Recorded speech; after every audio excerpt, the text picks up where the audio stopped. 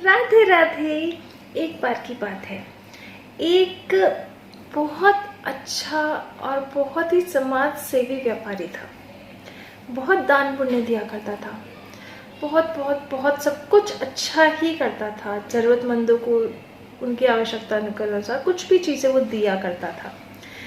तो अब इस व्यापारी ने क्या किया, एक बार इसके पास एक भिखारी, एक बहुत ही भूखा सा आदमी आया और इसने कहा कि मुझे कुछ सहायता की आवश्यकता है, बहुत दिन से भूखा हूँ, तो मुझे कुछ पैसे दे दीजिए।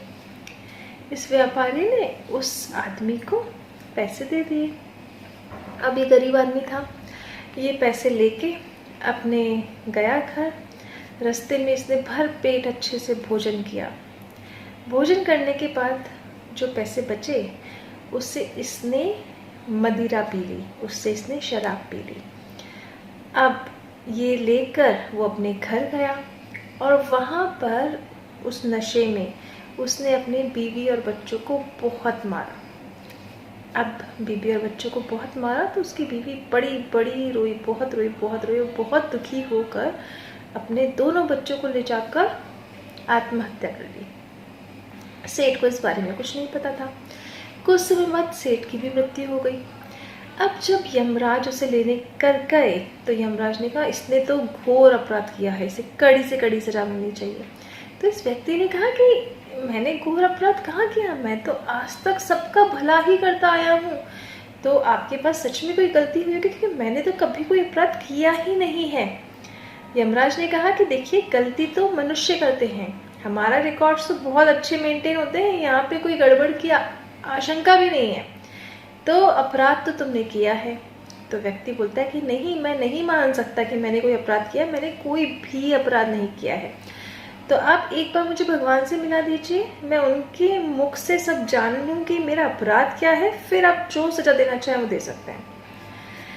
तो यमराज ने कहा ठीक है भाई, तुम्हारी ऐसी ही इच्छा है तो चलो भगवान के पास।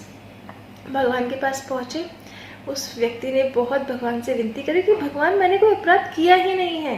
पर भगवान तो माने नहीं। भगवान ने उसे ये वाक्य याद दिलाया कि कुछ समय पहले एक बहुत ही गरीब भूखा व्यक्ति आया था, तुमने उसे पैसे दिए थे।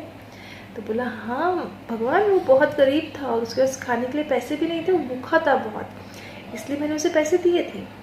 तो भगवान ने कहा और उन्हीं पैसों से उसने ऐसा किया कि उसने खाना खाने के बाद जो पैसे बचे उनसे शराब पी, अपने घर पे जाके अपनी बीवी बच्चों को मारा और उससे उन्होंने आत्महत्या कर ली।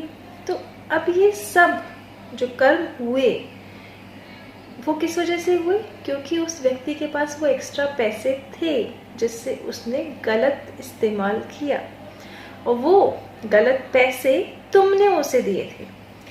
इसलिए जो उसकी बीवी और 2 बच्चों की जो मृत्यु हुई ना, उसका सारा का सारा बोझ तुम्हारे ऊपर आया है।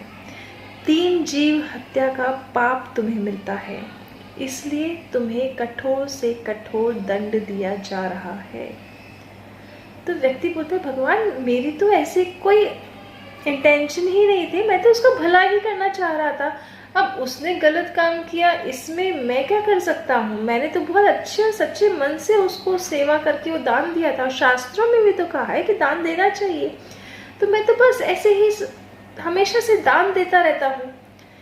तो भगवान ने कहा हाँ, बात तुम्हारी सही है, शास्त्रों में भी कहा है कि दान देना चाहिए, पर दान देने से पहले दान जो ले रहा है ना, उसकी प्रामाणिकता को तुम्हें जांचना चाहिए कि दान का वो सही इस्तेमाल कर रहा है कि नहीं कर रहा है, क्योंकि तुमने वो नहीं जांचा।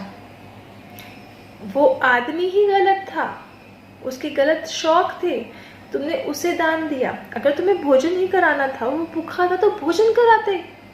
दान में उसे पैसे देने की आवश्यकता कहाँ आ गई? अगर उसे पैसे ही देने होते तो मैं देता ना, मैं तो सबका पिता हूँ, परम पिता हूँ, मैं देता, पर मैंने नहीं दिया क्योंकि मुझे पता था वो इसके लायक नहीं है। परंतु फिर भी तुमने उसे ये दान दिया, और अब जो इसका परिणाम हुआ है, इसका फल तो तुम्हें ही भोगना होगा।